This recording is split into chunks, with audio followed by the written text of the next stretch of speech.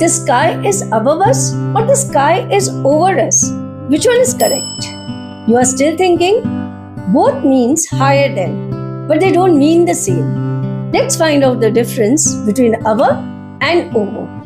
Hello learners, firstly let us know about above. Above means at a higher position or level than something else but not touching it.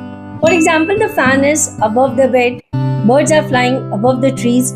Secondly, above is used when something is more than a certain number, level or standard. For example, children above 12 years can participate. The temperature is above 40 degree today. Thirdly, above is used for rank or status to show higher position. For example, a manager is above the workers in rank. Honesty is above wealth. Now let us know about over. Over is used when something is higher but it touches sometimes.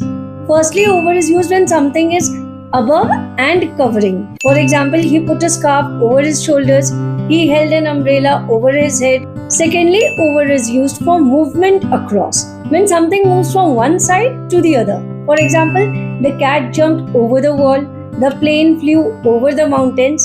Thirdly, over means more than in numbers and amount. For example, she is over 18 years old. There were over 200 people at the concert.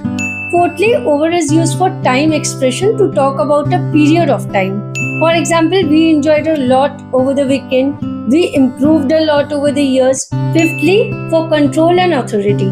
For example, the teacher has control over the class. Parents worry over their children. Now hope you all got it very well. Now let's do one short quiz for practice.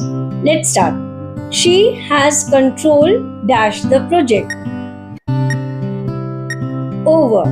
His marks were well dash the average in class. Above. The king valued duty dash comfort. Above. A thick layer of fog spread dash the village. Over. The eagle was flying high dash the mountains. This you all have to answer. Now you have learned the difference, so practice this in your daily life and share with your friends. Keep learning and keep growing. Bye for now. See you again.